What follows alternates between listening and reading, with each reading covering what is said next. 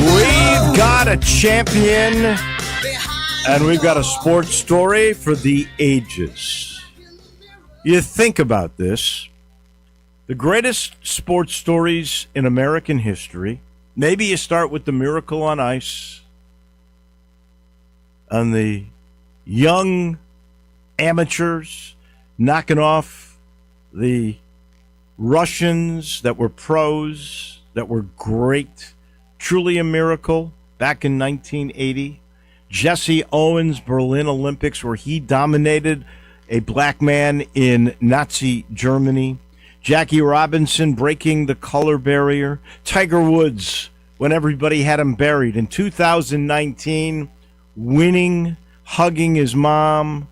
An unreal story, the last major that Tiger Woods will ever win. Michael Phelps' mastery at swimming in the Olympics, all of those medals. Cal Ripken breaking Lou Gehrig's consecutive game streak. Hank Aaron becoming the home run king. The first Dream Team when they allowed pros in the Olympics. And that incredible combination of players, starting with Michael Jordan, and what they did in the Olympic Games to show you that the Americans still dominated the sport at the professional level. The beginning of the soccer craze in America, 99 Women's World Cup win when Brandi Chastain took off her shirt, slid after they won that medal over China. Those are unreal sports moments. Those are culture-changing, iconic frames of time. And I think, to a certain extent, that is exactly what you just got with Indiana winning the national championship. You think about this. Here is a football team that has had over 100 years of playing the sport. They were the doormats of the Big Ten forever. They were the losingest program around.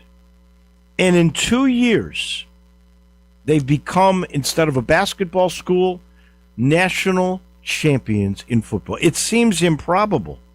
They become the first team since Yale in 1894 to win 16 games, to go 16-0 in a season. I don't know who on earth this 1894 Yale thing. I really do not.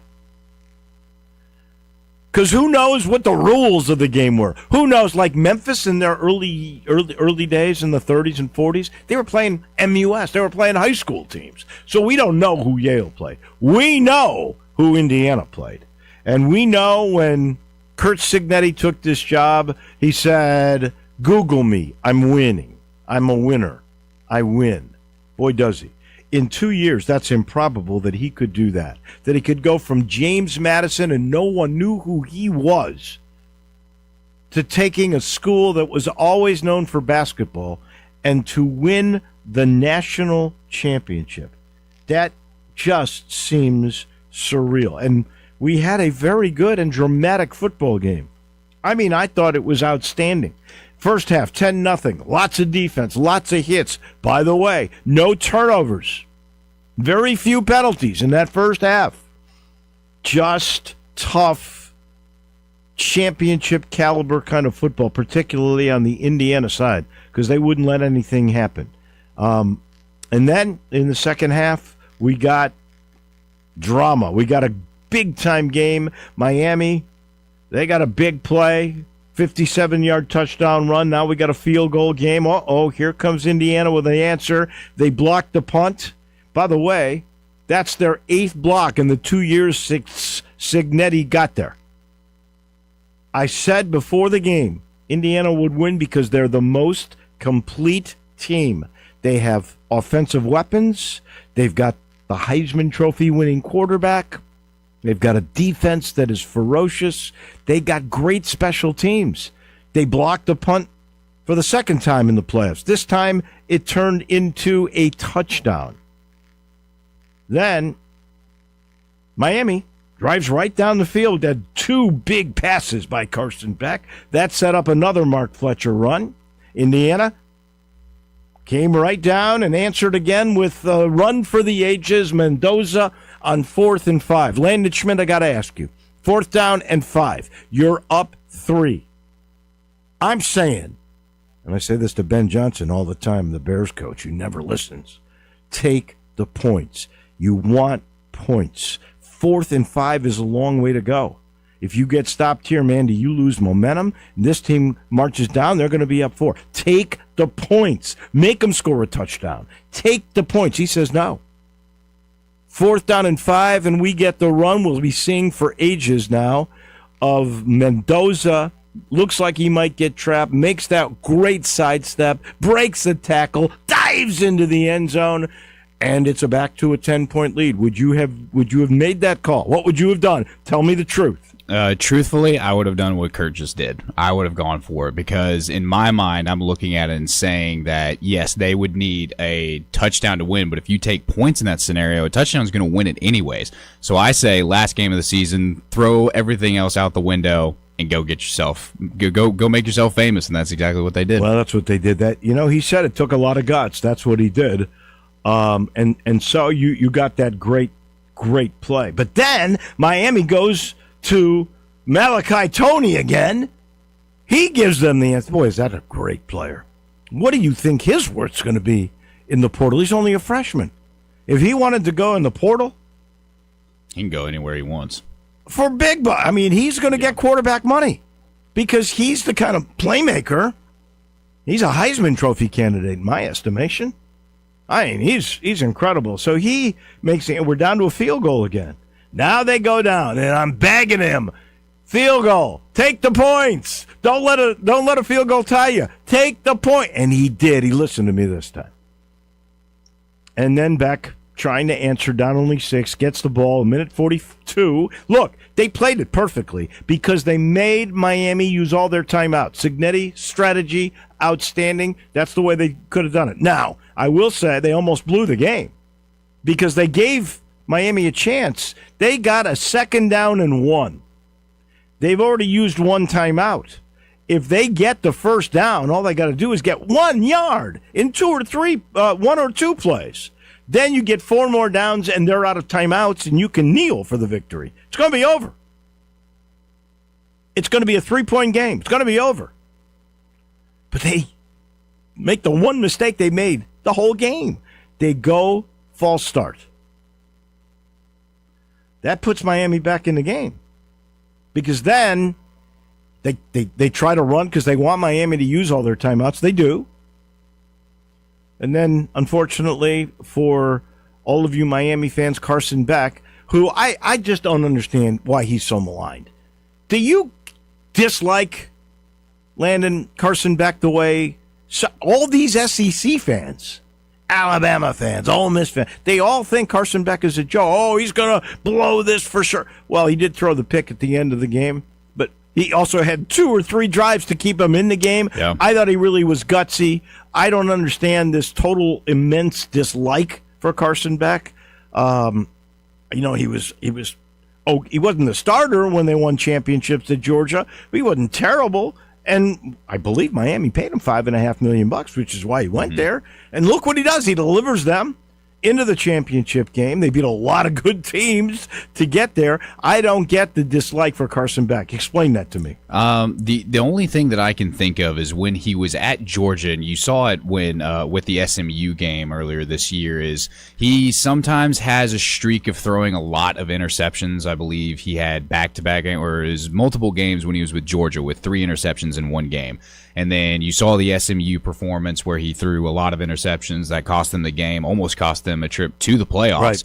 Right. But, I mean, this whole playoff run, like you just mentioned, that he's been a solid leader on the field, great drives that he led all the way down the field, making great passes. Of course, that one error at the end, the costly interception that cost them the game, yeah, that's going to be terrible. But up until that point, I think he did really, really good. And I always wonder, in those instances, like you don't know, was that the route that the receiver took that was wrong, or was that Beck just underthrowing the guy? I think because if he's supposed to come back for that ball, and he was throwing a lot of back shoulder stuff, if he's supposed to come back for that ball and it's supposed to be where that spot is, where it gets picked, then that's on the receiver.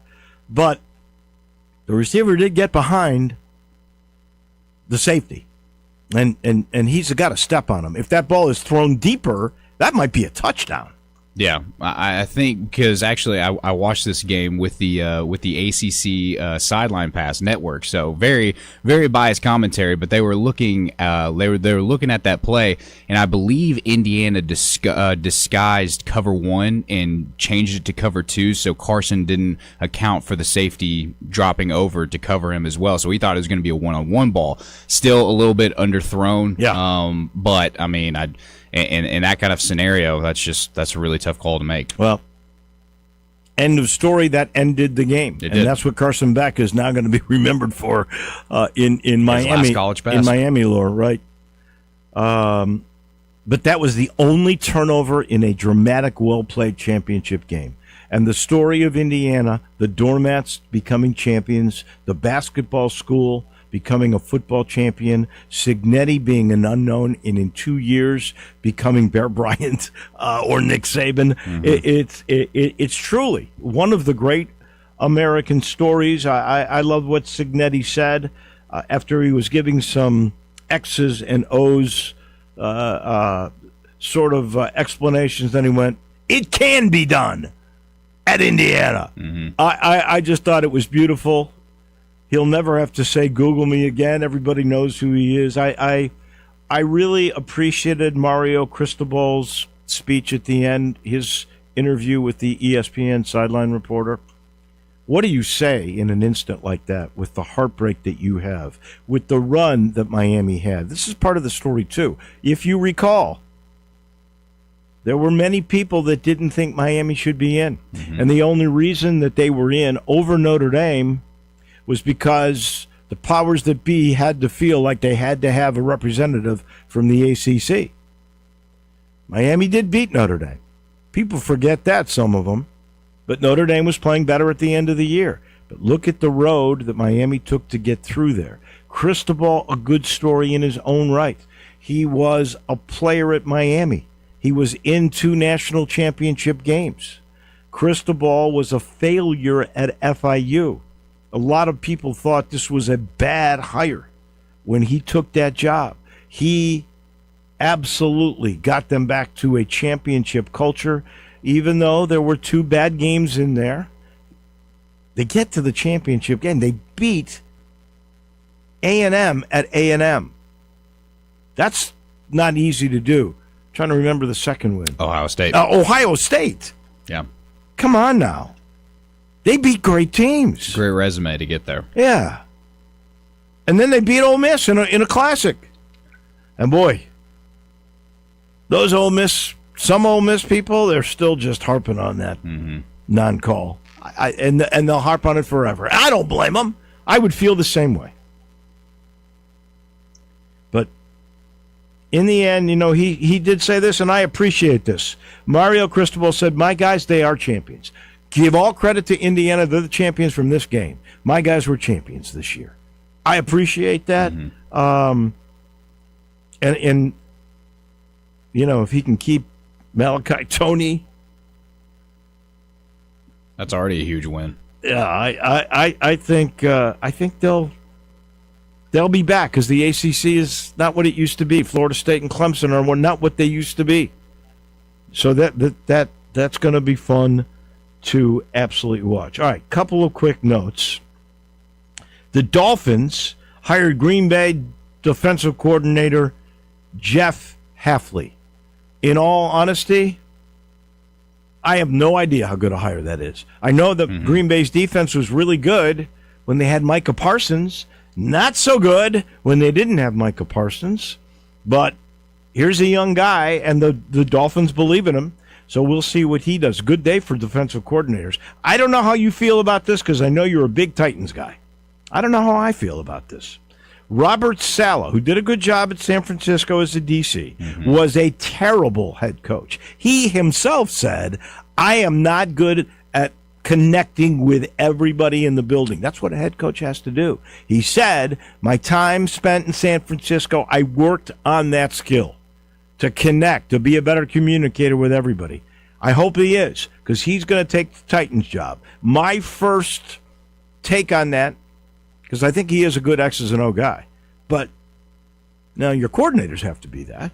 Your head coach has to be a guy that puts everybody together, inspires people, does have the last veto on strategy, is involved in the game planning for sure, but he's got to be able to connect with all sides of the ball, including special teams and front office personnel.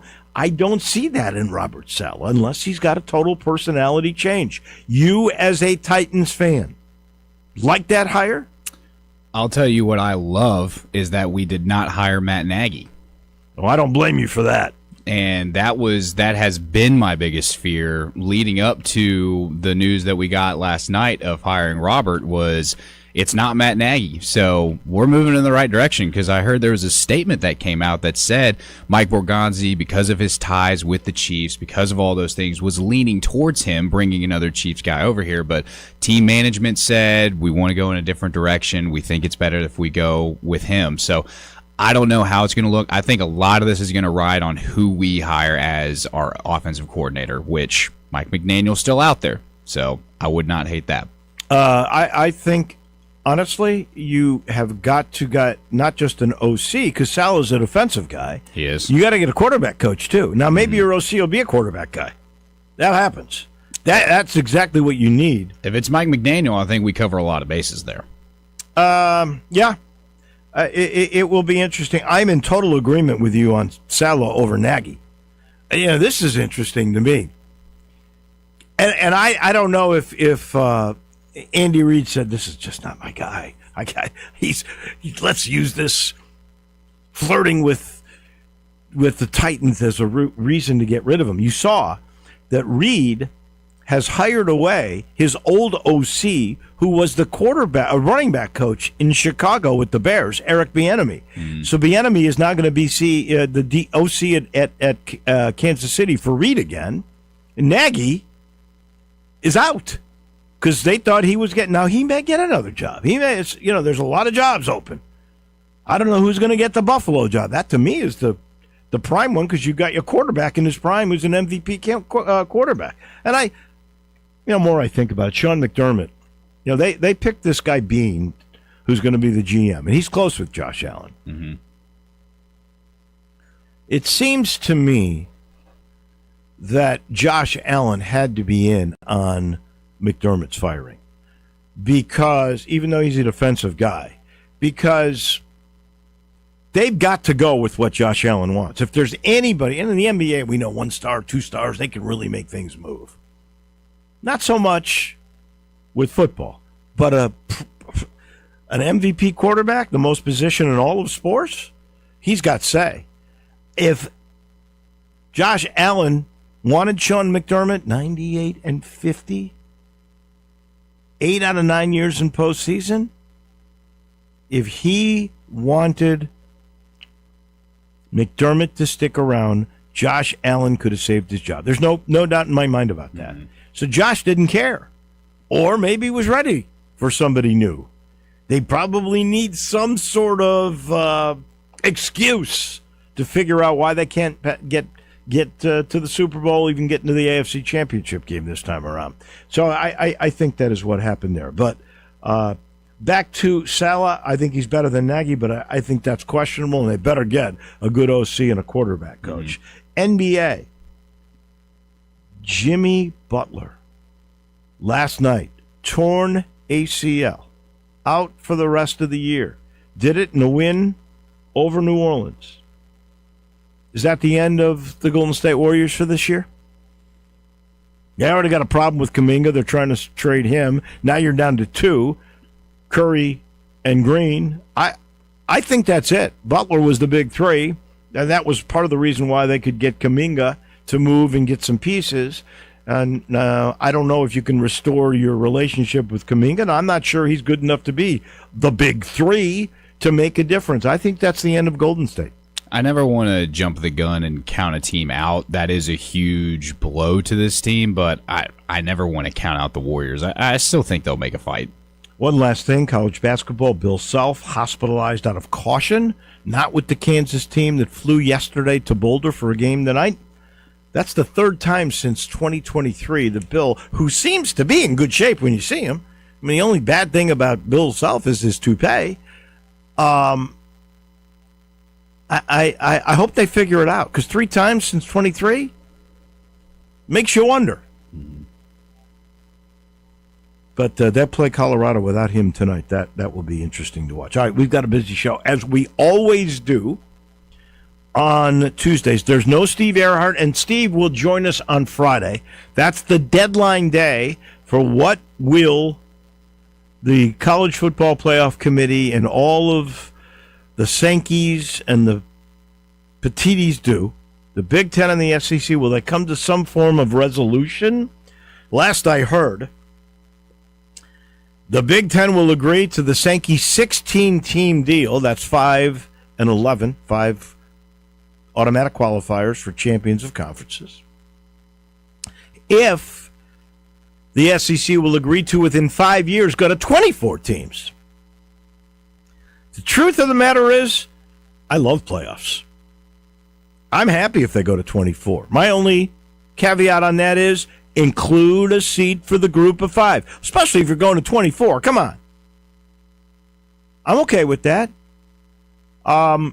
Listening to the top Blake Meyer with Greg and Eli this morning. He thinks 24 is just a smokescreen, just something out there to throw out and maybe use as a negotiating tool, and it might very well be. And he's leaning toward staying at 12, at least for a year. I could see that, just to buy themselves another year. What will they do with the bowls? Will they keep the bowls in the present format for another year too? Anyway, we will talk with Earhart on the day that they have to make the decision. That will be Friday, and that will probably be Steve's last appearance, unless there's some major decision. And if they go to 24, there's got to be contraction of bowls. I don't believe the AutoZone Liberty Bowl would be one of them, because, first of all, they're the 7th oldest bowl in history, and I do think that the NCAA appreciates history. 2, they got a really good sponsor in AutoZone and all of the other 150 local sponsors. And 3, their ratings perennially are amongst the best that ESPN gets. So that's not a bowl that's going to be contracted. You could say goodbye to Birmingham. You could say, well, we've already seen some go away. The bowl games that are being played in the studio that is known as the Star, the Cowboys practice facility in Frisco, those are probably going to go away. I could see ESPN owns 17 of those. I could see 7 go away easily. Unless the programming brings in enough ratings that ESPN says we don't mind the cost. But all of this still to play out. It will all be interesting. We're going to talk championship game, SEC storylines for next year, maybe some SEC hoops too. Ron Higgins, our SEC historian, joins us from Baton Rouge in a minute. And, of course, Tuesdays always end with Munzie. I'll be on my way to Tulsa this afternoon. I think he's coming the next day, but we'll get his takeaways from the Tigers win over UTSA and the importance of the next 3 games for the U of M. On the road, Tulsa, which started the year 13-1. Wichita, which just had a major win on the road against USF. Who are they? They're supposed to be a really big team too. And then the rematch with FAU, and they owe them one. Those 3 games could determine really the status of how good Memphis's chances are of winning the American, and also of what will happen in that tournament in Birmingham. So we've got Muncie to end our show, all coming your way in a minute right here in the Family Leisure Studios. And again, I told you this was going to happen. We got a new sale. It's time to make room, and they got a floor model spa sale that's happening now with great prices. Deep discounts on over 100 display models and in-stock hot tubs. They got swim spas. They got cold plunges. If it's on the floor, whoo-hoo, are you going to get savings? You'll just love what you see. Go see Billy. Go see Lindsay. check out the place because it's gorgeous. And realize they are moving stuff out, and they're pricing it to go. Cash in now at I-40 and Whidden Road. Tell them we sent you. You might get something at Family Leisure. We take the break. When we come back, as we said, our SEC historian Ron Higgins is standing by. He comes your way in a minute.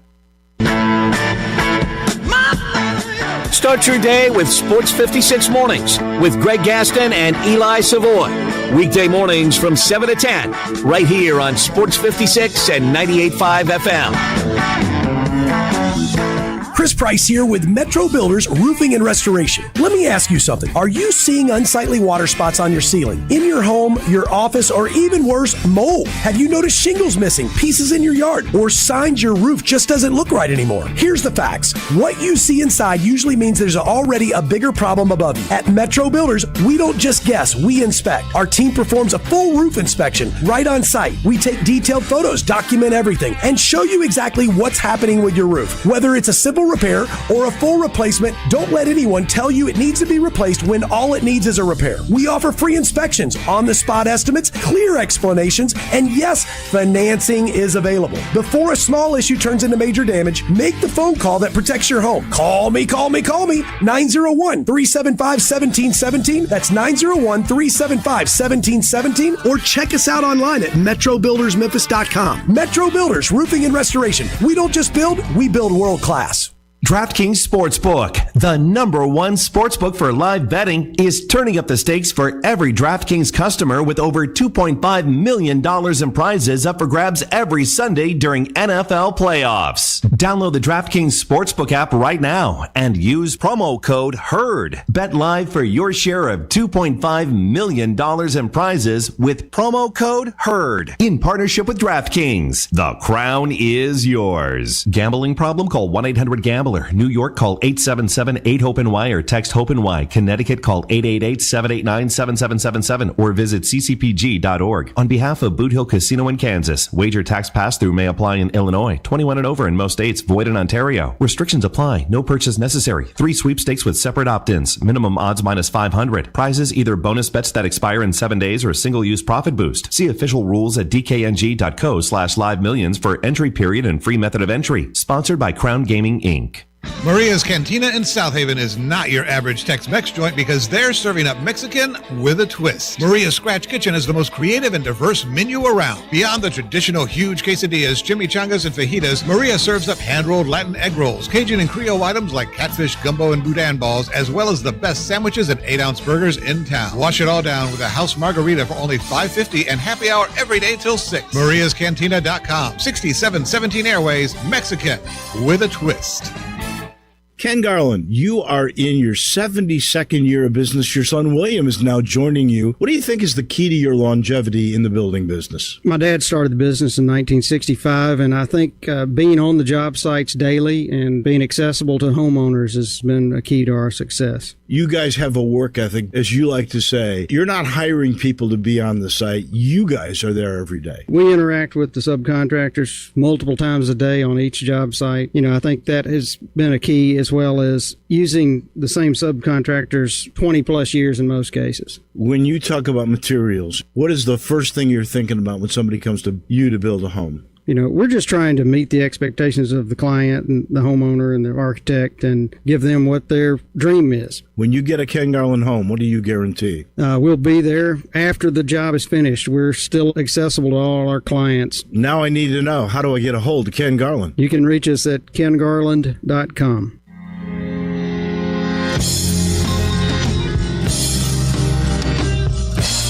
Now back to Wolo and Friends on Sports 56. Here once again is the voice of the Tigers, Dave Woloshin. Hey, baby, some man, don't take things over.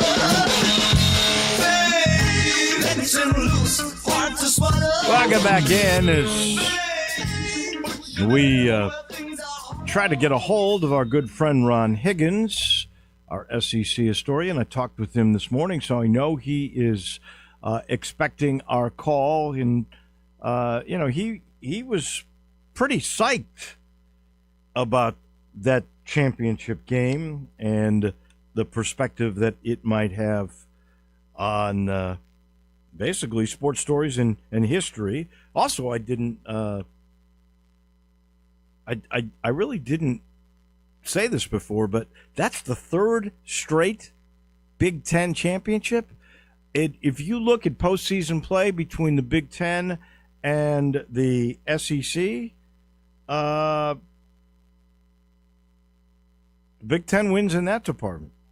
Now, I think you could make the statement maybe the Big Ten's a little better at the top, but not top to bottom. I think that might be a fair assessment.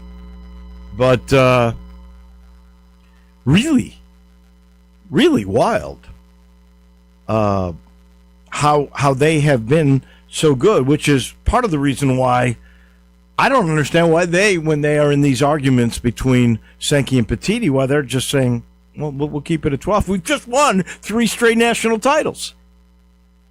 So I don't know what they will do with that. We also, if you look at the SEC, and I asked him a little earlier when it comes to basketball, because last year they were so good. That league was so dominant, got all those teams into the NCAA tournament.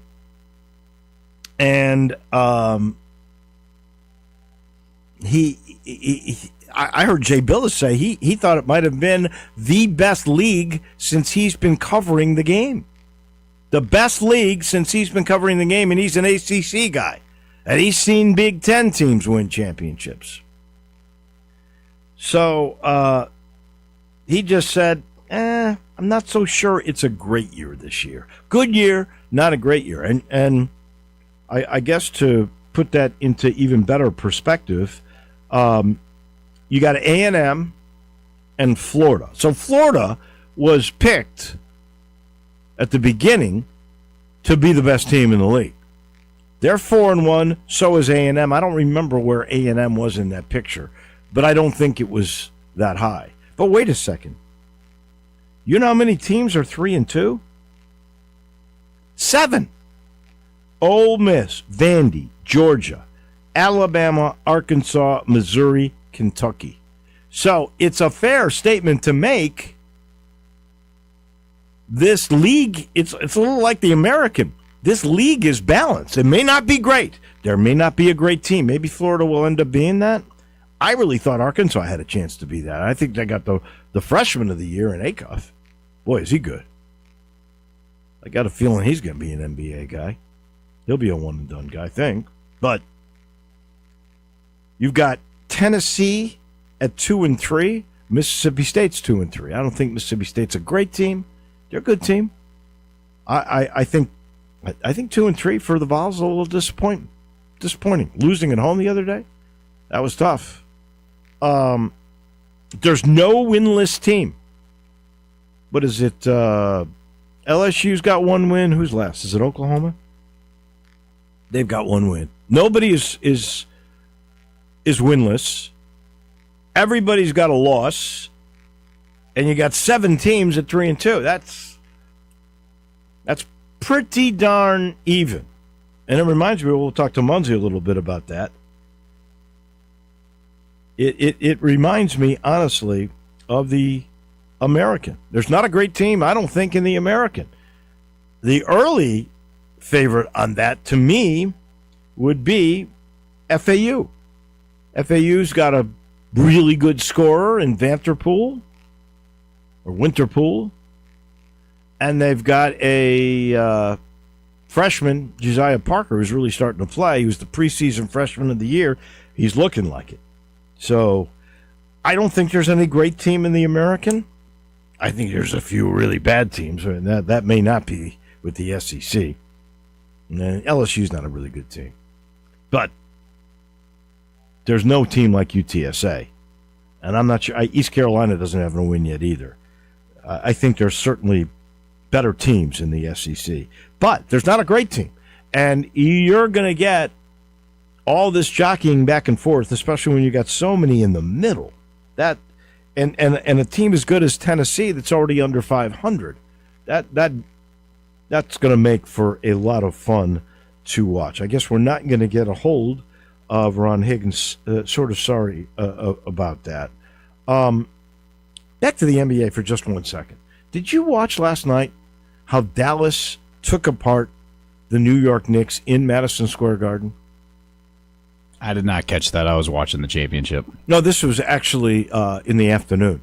Yeah, it was Martin Luther King Day. We had college basketball. We had pro basketball. NBC did like 3 games all in the afternoon, into the evening. Anyway, I can't remember the exact time. I'm going to say this was like 3 to 5, somewhere in there. And the Mavericks just took apart the Knicks in Madison Square Garden. The final score in that game was 114-97. They were at one time down 30 in that game, at home, getting booed by the Madison Square Garden fans. Brunson looked lost. It was crazy. And let's face it, the Mavericks are not a great team. They do have Cooper Flagg. They don't have Anthony Davis. It's amazing that could happen. But it goes to, it's so weird. It's so weird in every sport the Tiger basketball team is an excellent example. If you don't come out to play, and there's so many games, maybe it's just hard to do it. You're playing 82 regular season games, but this is MLK Day, national television. I don't see how the Knicks could lay an egg like that. But we've seen the Tigers do it twice this year, UNLV and at FAU, where they just didn't come out to play. That's the way the Knicks were yesterday. It's hard for me to explain. I think it's a little easier to understand in the NBA because there are so many games. But when you're getting spotlight like that, that is absolutely nutso.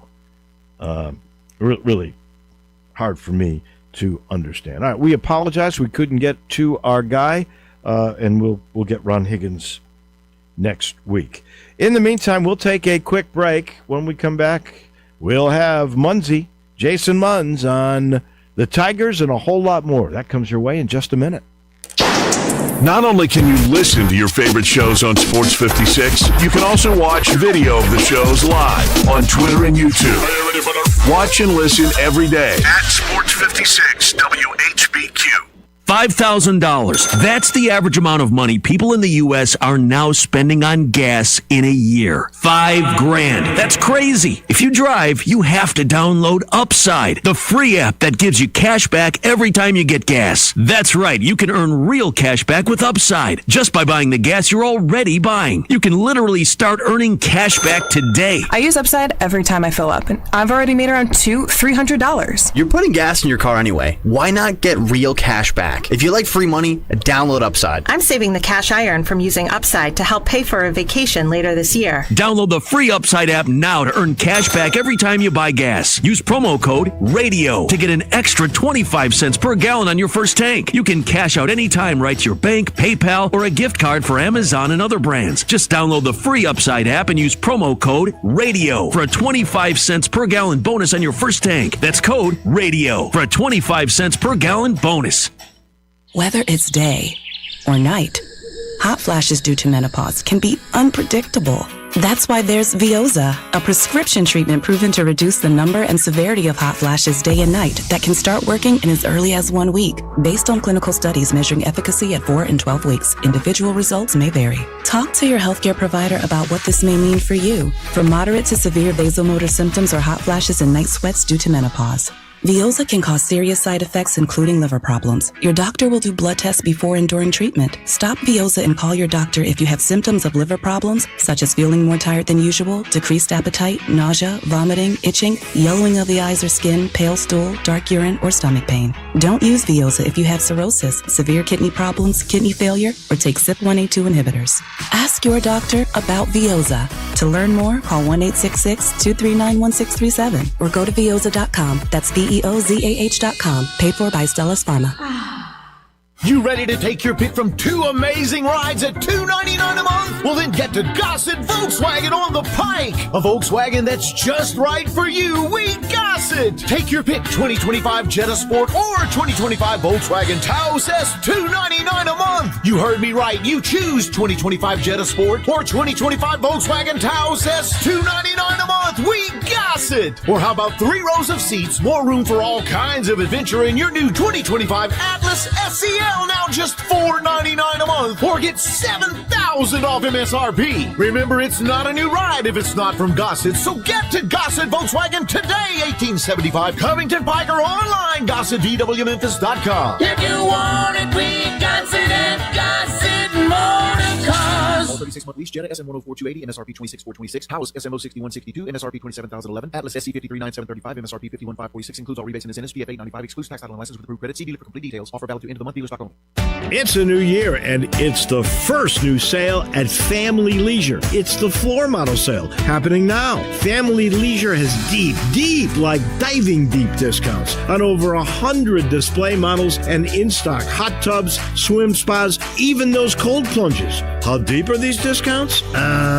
I'm not allowed to say. So if you've been putting off getting a new spa, then right now is the best time to buy. Here's one price I can let loose. You can get a spa as low as $99 a month. Plus, you can get over $1,000 in upgrades with every spa purchased. One other special deal, you can get an $8,000 spa for only $159 a month. And you know what? Family Leisure is going to throw in some LED lights and waterfalls on most models. Room's got to be made, and so do the deals at Family Leisure, Whitten Road and I-40, where family and fun come together. When I think about Memphis, I think local, and it doesn't get more local than ATC Fitness and Memphis Tiger Basketball. ATC Fitness has been a proud supporter for years of Tiger athletics as well as Tiger cheer and pom squads. So when you want fitness, go local. Go ATC Fitness. Sign up online today at atcfitness.com. ATC Fitness, exercise your right to look good, and go Tigers. ATC Fitness, exercise your right to look good. I have so many people tell me they hear my ads on this station and that they want to know if I'm really as bad a golfer as everyone says. This is Sheldon Rosengarten with Mark's Bensdorf Realtors, and yes, I hate to say I am. I wish I were in my 90s because I could then tell people I shoot my age. But being a bad golfer is not terrible because I devote so much of my time to selling homes to keep my clients happy. Over the many years in the real estate business, I developed a highly successful strategic marketing program, not merely a listing program. Using preparation, presentation, and proper pricing, it works. If you're thinking of selling, talk to 2 to 3 real estate brokers and make sure that I am one of them. Find out why people often say that when you want the job done, call Shell Dunn. That's Shell Dunn Rosengarten, 483-0546 or memphisrelocate.com. Do it now. Shell Dunn, 483-0546 or memphisrelocate.com. Now back to Wolo and Friends on Sports 56. Here once again is the voice of the Tigers, Dave Woloshin. Just to put a bow on the college football playoff championship.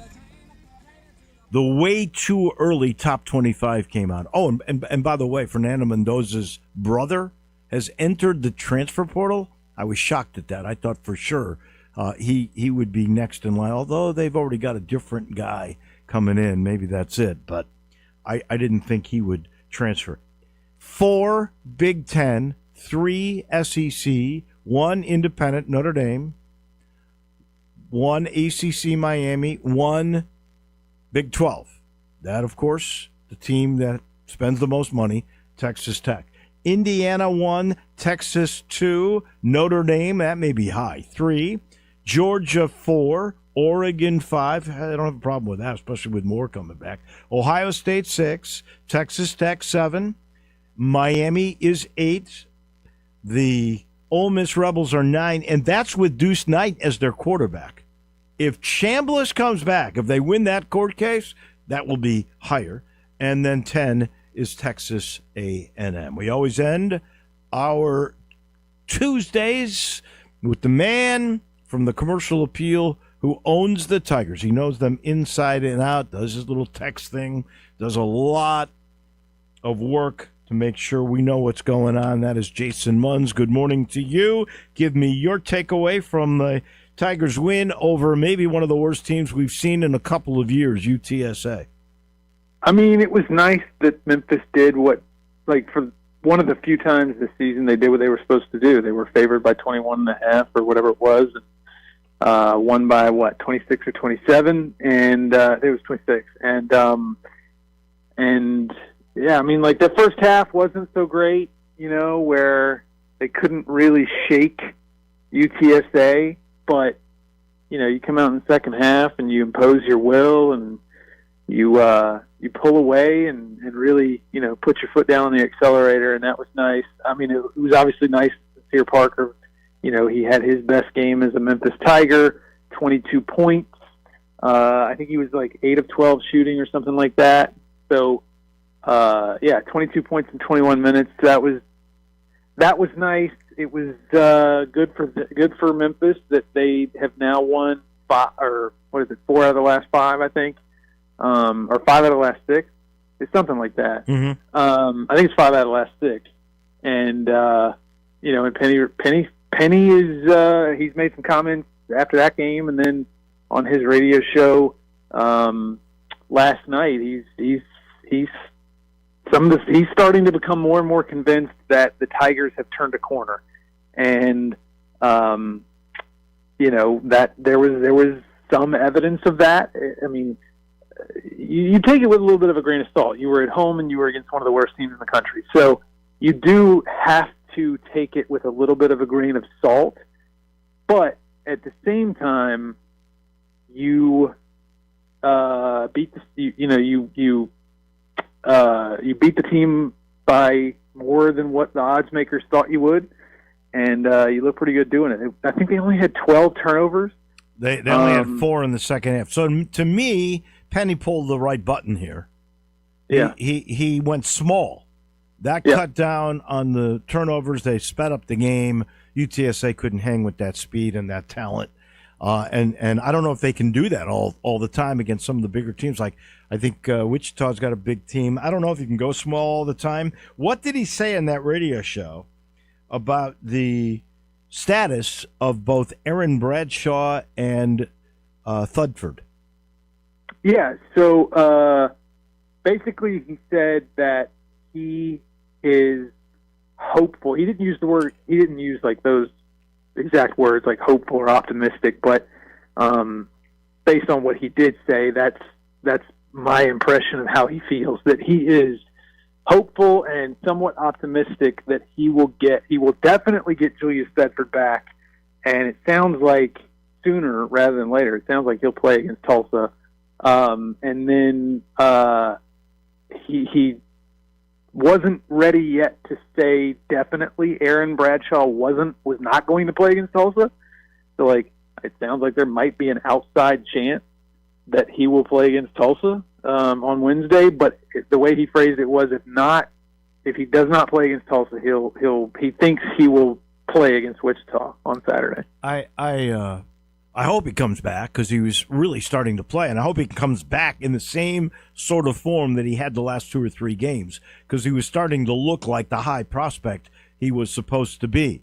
But he would probably be more important against Wichita. They've got a big front line, right? More important against Wichita than Tulsa.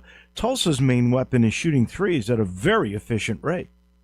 Yeah, they're shooting 41.5% something as a team this deep into the season. Is kind of nuts, but yeah, they're the number 1 team in the country in 3-point shooting.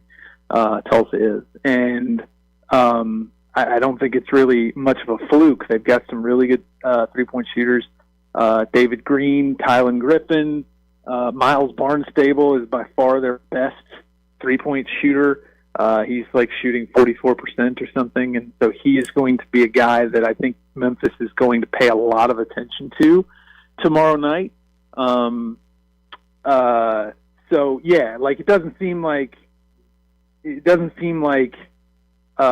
mean, Tulsa does have some size, but they're not, Purdue or anything like that. Like they've you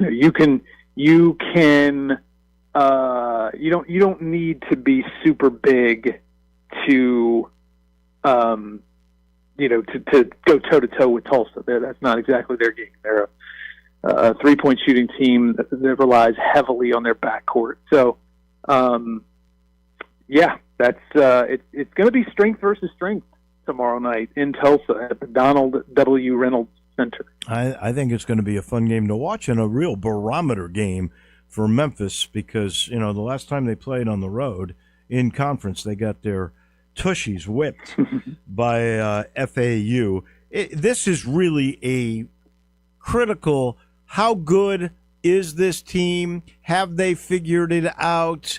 Are they going to be in the top two battling for the tournament championship to get into the NCAA tournament? This 3-game stretch is going to tell you a lot because you're at Tulsa, you're at Wichita State, which is, I think, a surprisingly maybe better team. They went to USF and beat them the other day. And then you're home with the rematch with FAU, and those guys are kind of dirty and cocky and think that they're really good.